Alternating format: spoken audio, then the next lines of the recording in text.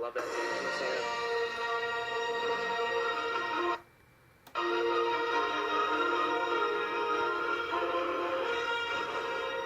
Oh man. Did you get it?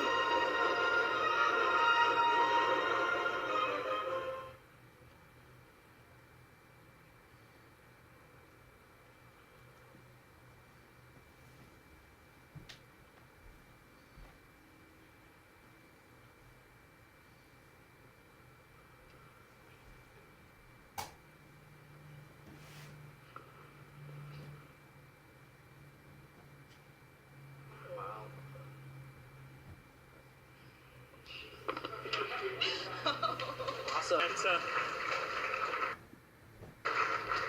Next, we're going to look at a video from Team Wormhole.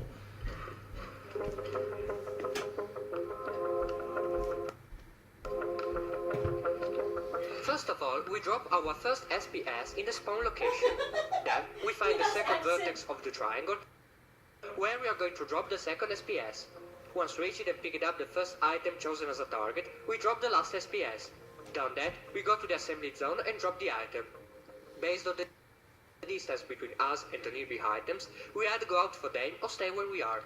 As time gets to 120 seconds, we try to bring as many items as we can to our assembly zone.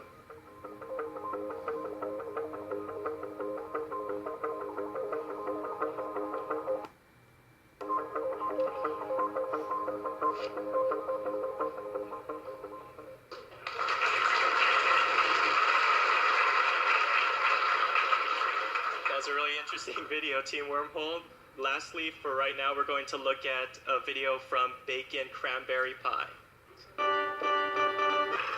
Nice video, Bacon Cranberry Pie. Now we're going to go back to questions. Great. So you in the back before, do you still have your question from earlier? All right.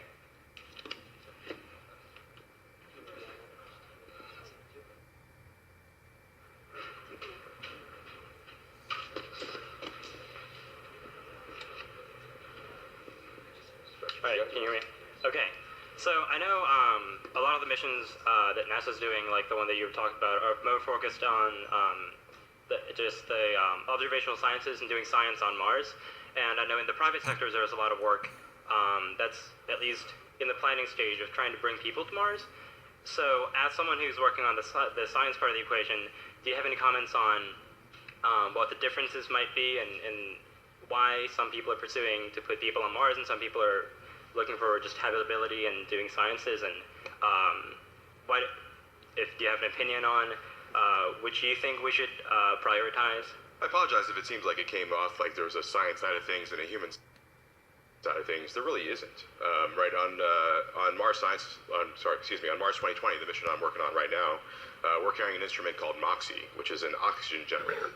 There's no reason we would do this for science. We're doing this to demonstrate it for future human exploration of Mars. We're also characterizing the atmosphere MSL also had a radiation detector to characterize the radiation environment that astronauts might see, both on the way to Mars and at Mars.